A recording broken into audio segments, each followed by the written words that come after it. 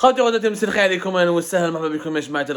que vous allez bien, j'espère que vous vous portez bien, j'espère que vous profitez de ces jours ensoleillés du mois de Ramadan en Algérie, un peu partout dans les régions de notre chère Algérie. Il fait très beau ici, il fait encore frais, il fait encore froid. Ya Latif, ya Jma'a, profitez bien de ce bain de soleil et de ce beau temps en dépit des problèmes qui caractérisent notre chère Algérie. Ramadan 2023, comme je vous ai dit tout à l'heure, a été l'examen fatal pour notre pays. Ça a révélé toutes les fragilités de notre modèle politique et de notre modèle économique. Jamais, au grand jamais, les Algériens et les Algériennes sont autant souffert de l'inflation, de la cherté de la vie, de la précarité, de la paupérisation progressive de larges couches de notre population arbestar. Et ce n'est qu'un le début d'un processus.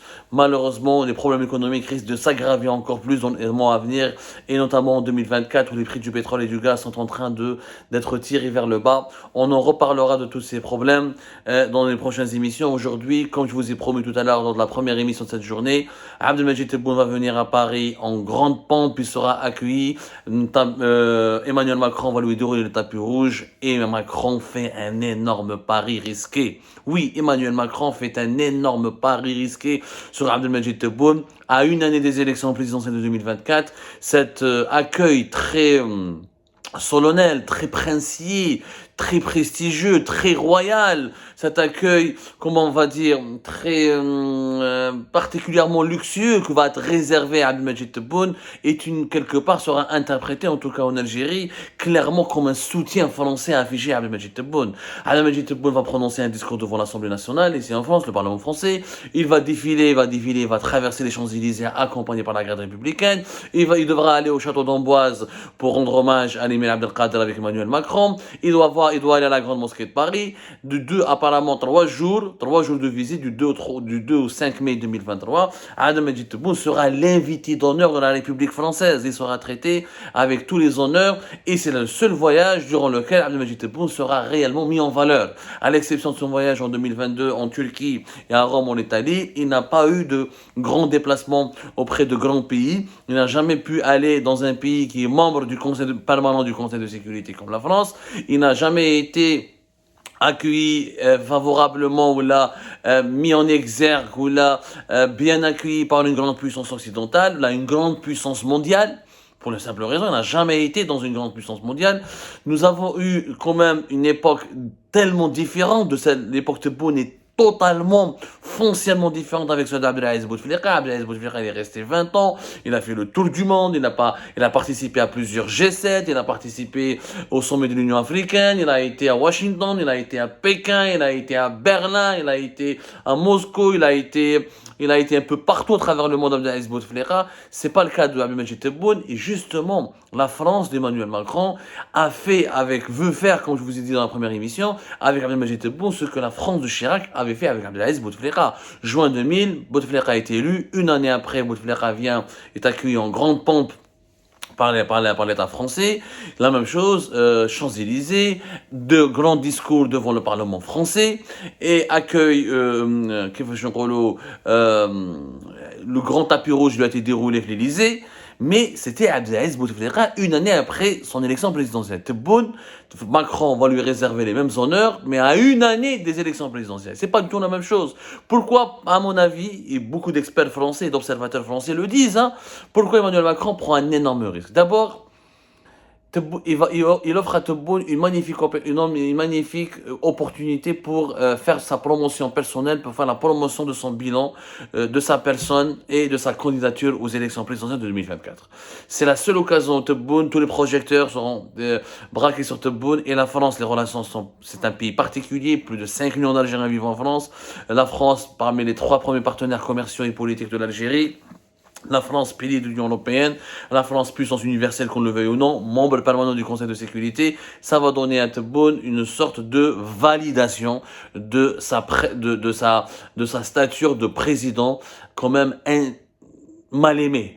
Abdelmajid Tebboune est le président algérien le plus mal aimé de l'histoire. qu'on le veuille ou non. Déjà dans une des élections présidentielles de décembre 2019, dans des conditions très troublantes, il était absent, tombé mal, gravement malade, il est resté à l'étranger plus longtemps qu'Abdelaziz Bouteflika pour une hospitalisation pour une hospitalisation et des soins intensifs en raison de son infection aux formes les plus graves de la Covid-19 de septembre 2020 jusqu'à fin février 2021.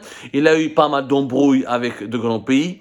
Entre la France et l'Algérie, et ce qui est surprenant, c'est qu'Emmanuel Macron va accueillir à bras ouverts et il va, encore une fois, avec un accueil, il va lui réserver tous les privilèges dits d'un grand chef d'État, que la France réserve habituellement au grand chef d'État, à Abdelmajid Tebboune, avec lequel il était déjà embrouillé, avec lequel la France est embrouillée juste quelques mois auparavant, au début de cette année 2020, janvier 2020, rappelez-vous, février plutôt 2020, février 2023, qu'est-ce que je raconte? Commence à me perturber. Rappelez-vous, 6 février 2023, la grande crise entre la France et l'Algérie à cause d'Amir Abouraoui, où l'Algérie accusait les services de l'État officiellement l'Algérie par la voie officielle, par la voie de l'APS, par la voie de la présidence, par la voie des médias publics, par la voie de tous les appareils médiatiques du régime algérien, accusait ouvertement les services secrets français de torpiller les relations entre l'Algérie et la France et de pousser l'Algérie à couper, comment dirais-je, ou à rompre définitivement ses relations avec la France. Vous vous rendez compte on revient de loin. En février 2023, c'était pratiquement la rupture définitive et des graves accusations. On avait accusé la France et les services secrets français de préparer un coup d'État, un plan de renversement du régime algérien digne de celui du scénario de la baie des cochons, qui a eu lieu, que la CIA, les services secrets américains, avaient lancé en 1961 contre le régime de Fidel Castro, à la suite de la révolution cubaine. Donc, le régime algérien, au bout d'un processus de diabolisation excessive de la France, finalement la paix revient, parce que de 2020 à 2023, il n'y a eu que des embrouilles. C'était la seule période durant l'histoire peut-être des relations franco-algériennes où l'ambassadeur d'Algérie à Paris a été rappelé à 3 reprises.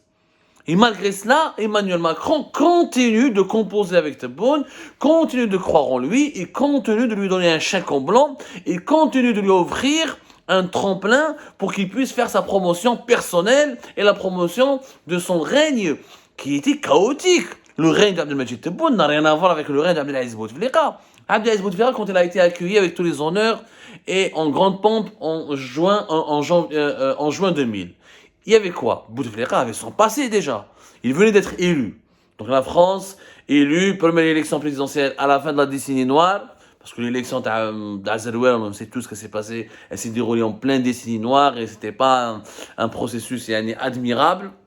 La France voulait se réconcilier à tout prix avec l'Algérie. Elle avait critiqué le processus qui avait mené vers la désignation de Abdelaziz Bouteflika à la tête de l'État algérien. Elle a compris que Bouteflika était là pendant longtemps, donc la France s'est rapprochée de lui. En plus, Bouteflika a un prestige. Il a derrière lui une grande carrière de diplomate, c'est un grand connaisseur de la France. Les Français connaissent très bien Abdelaziz Bouteflika. Bouteflika a traité avec De Gaulle, donc ministre des Affaires étrangères, avec Pompidou, avec Giscard d'Estaing. Donc Jacques Chirac avait compris que Bouteflika était un personnage qui va compter, qui doit compter, et avec lequel il pouvait écrire une nouvelle page des relations franco-algériennes. Et c'est dans ce contexte-là spécial d'une Algérie qui sort de la guerre civile, d'une nouvelle Algérie qui devait être construite, d'une Algérie qui faisait la réconciliation nationale, que la France, dans ce contexte-là, que la France s'est rapprochée de l'Algérie pour relancer un nouveau partenariat ou pour bâtir une nouvelle relation. Tebboune n'a rien à voir. Tebboune n'a pas le passé prestigieux de Bouteflika. Il n'est pas connu par les Français. Mais il y a en France. Jacques Khatraf, l'été 2017, et ça a été un ratage. Il a voulu rencontrer le Premier ministre français Édouard Philippe à l'époque. Il a déjà à l'époque, en été 2017, il a voulu montrer aux Français qu'il était ambitieux, qu'il était un Premier ministre ambitieux, qu'il était celui qui va succéder à Abdelaziz Bouteflika, celui avec lequel il faut collaborer, ou là sur lequel il faut miser pour un partenariat fructueux à long terme avec l'Algérie. Ça s'est très mal terminé parce que dès son retour de son voyage, de son périple parisien, il a été viré, rappelez-vous, en mi-août 2017. Il n'a jamais été un diplomate de carrière, c'est un ministre de l'Habitat, il n'a pas un prestige international, il n'a pas un carnet d'adresse, il n'a pas de forte connexion avec la France.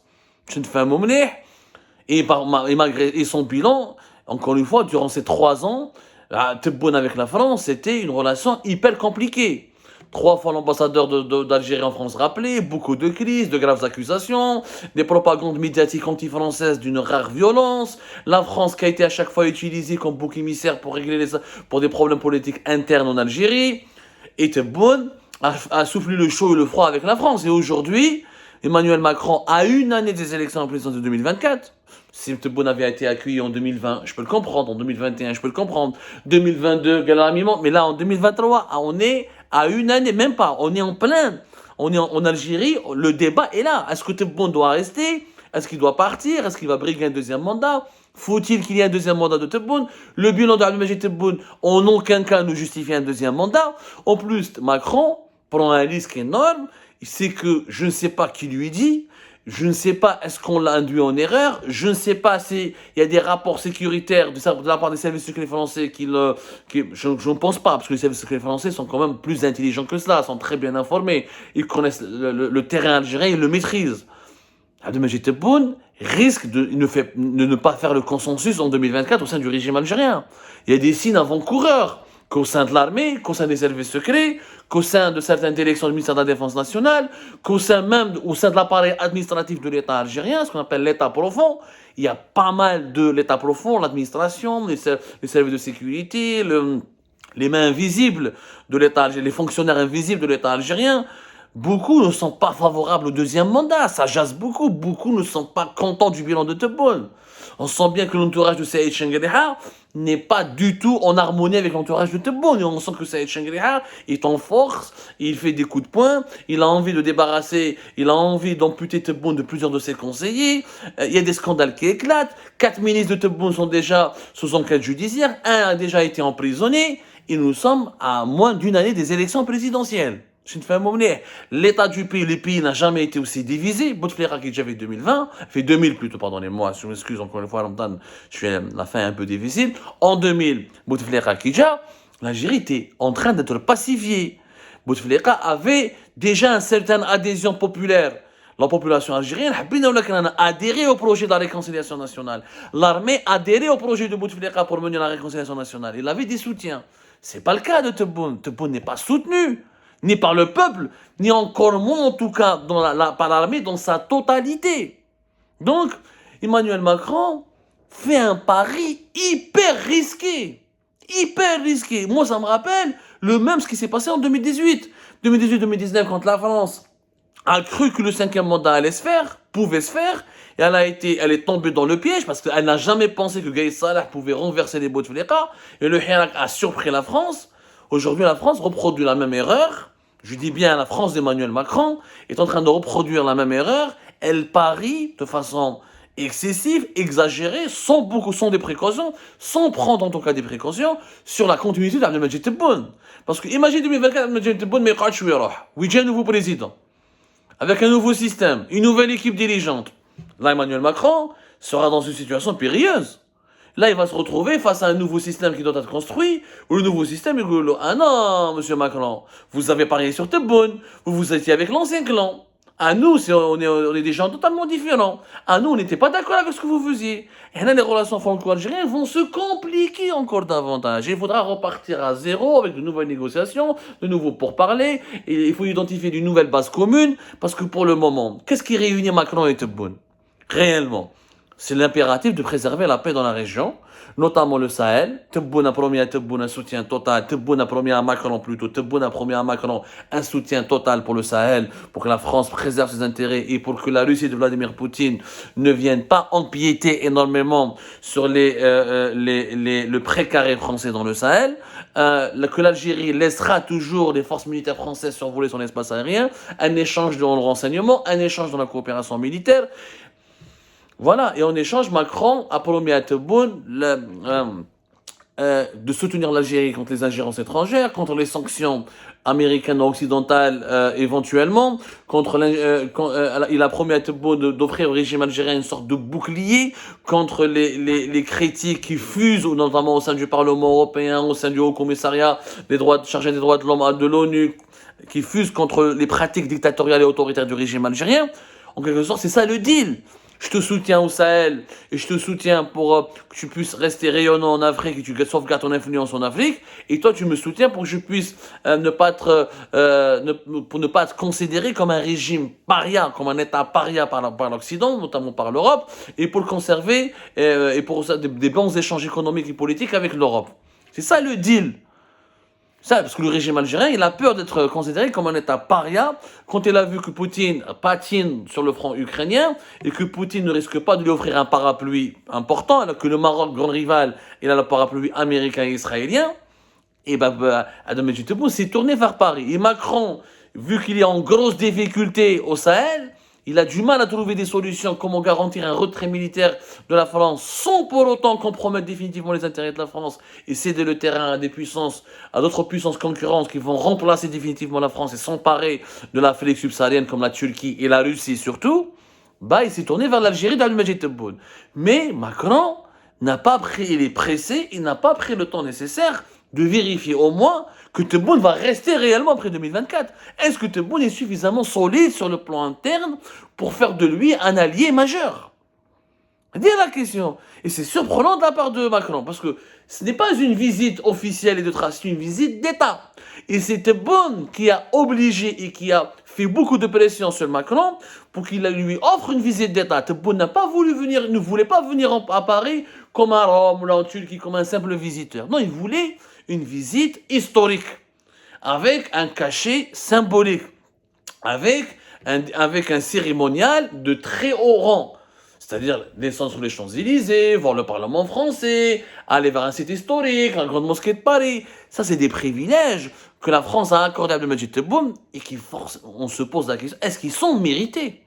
Vu comment Tebboune a mené la vie dure, comment l'Algérie de Tebboune a mené la vie dure à la France et qu'il y a eu pas mal de crises, de froideur et de tensions entre les deux pays, la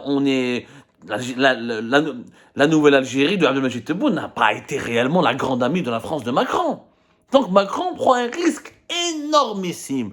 Et là, on voit que ce jeune président français ne maîtrise pas réellement les codes, ne maîtrise pas encore peut-être les nuances et les codes qui régissent un petit peu les rapports, les dessous, voilà, qui réglementent un petit peu, qui régissent les dessous de la géopolitique, de la géostratégie en Afrique du Nord et au Maghreb notamment. C'est un homme pressé qui a envie de régler les problèmes du Sahel et qui croit que l'Algérie c'est le seul et la seule alternative et le seul allié possible et potentiel qui peut lui permettre de régler les problèmes du Sahel. Mais c'est un pari risqué parce que rien ne garantit. D'abord, le pouvoir de Tebboune n'est pas solide, il est fragile, il est impopulaire, il ne bénéficie pas pour autant de la grande confiance, du grand soutien de l'armée. Si Chengriha, la France était intelligente, c'est pour ça qu'elle a invité Saïd Chengriha fin janvier 2023 avant Abdelmadjid Tebboune. Certainement pour sonder Chengriha et pour évaluer le rapport entre l'institution militaire et la présidence et pour bien évaluer leur niveau d'alliance. Est-ce que Chengriha va lâcher Tebboune ou pas? Mais même si Chengriha a donné des garanties aux Français, même s'il leur a dit nous, non, vous inquiétez pas, on a de bons rapports avec ce président, l'institution militaire n'est pas contre la présidence, n'est pas contre le président Abdelmadjid Tebboune, si l'on trouve un deuxième mandat, c'est possible, on pourrait l'accepter, etc. Il ne faut pas tomber dans ce piège. Emmanuel Macron est tombé déjà. Emmanuel Macron, l'Élysée, la présidence française, a eu le même piège avec Gaye Salah. Je vous rappelle qu'en mars 2019, la France est entrée en contact avec des émissaires, elle a entamé des contacts avec l'institution militaire algérienne, avec l'état-major de l'ANP, et Gaye Salah les a assurés qu'il n'interviendra pas pour renverser Abdelaziz Bouteflika, ni pour s'impliquer en politique, il a même promis de ne pas s'ingérer dans les problèmes politiques, purement politiques du pays. Il y a même un des émissaires de Gaye Salah avait même promis aux Français, à l'Élysée, leur a dit « Nous avons tenu 7 ans contre le terrorisme, nous tiendrons 7 vendredis contre le Hira, qui est un mouvement pacifique, pour faire passer les élections présidentielles et le 5e mandat. » Et finalement, Gaye Salah leur a fait à l'envers. Il a fait un bébé dans le dos des Bouteflika et un bébé dans le dos des Français. Il a renversé les Bouteflika, il a pris le pouvoir.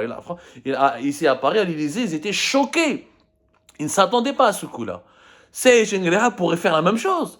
Il a beau promettre aux Français qu'il va soutenir Abdelmadjid Tebboune et que l'armée va laisser passer le 2e mandat, rien n'est moins sûr qu'il pourrait lui-même se retourner en 2024 contre Tebboune pour imposer son propre président Peut-être que Shengriha lui-même ne contrôle pas suffisamment l'armée. Parce que Shengriha n'est pas Gay Saleh. Ça fait pas 15 ans qu'il est à la tête de l'armée. Il n'a pas eu le temps nécessaire d'imposer son clan. Et rien, encore une fois, n'indique que Shengriha voudrait continuer à partager le pouvoir avec Abdelmajid Tebboune. Il est possible qu'il voit plus loin que le bout de son nez et que d'autres projets émergent d'ici 2024. Mais malgré cela, les Français n'ont pas pris le temps, Emmanuel Macron et l'actuelle équipe dirigeante en France n'a pas pris le temps nécessaire de bien vérifier les rapports de force au sein du régime algérien, de bien vérifier la validité, la fiabilité d'Abdelmajid Tebboune, et on lui réserve une visite d'État d'un grand prestige, d'un très grand prestige, alors qu'on ne sait pas ce que l'avenir nous réserve. C'est un pari très très risqué par Emmanuel Macron, et la France sera plus que jamais lié à la crise algérienne après la visite d'Abdelmajid Tebboune au mois de mai. Si les circonstances exceptionnelles de cette visite sont encore seront maintenues, les conditions exceptionnelles de cette visite seront précisées telles que nous l'apprennent les informations qui nous parviennent sur le prestige et le très haut niveau, le très haut niveau de prestige qui va caractériser cette visite-là, je peux vous dire que la France ne sera plus que jamais impliquée dans le jeu, dans la crise interne en Algérie, et en tant que partie prenante, elle risque aussi de subir les contre-coups de cette crise, au lieu de prendre le temps peut-être nécessaire et de prendre le recul nécessaire pour continuer d'observer et d'attendre ce qui va se passer en 2024. هذا كم صحة خافتي وهذا تو صحة فطور كم إذا ما تلاقيناش قبل الفطور.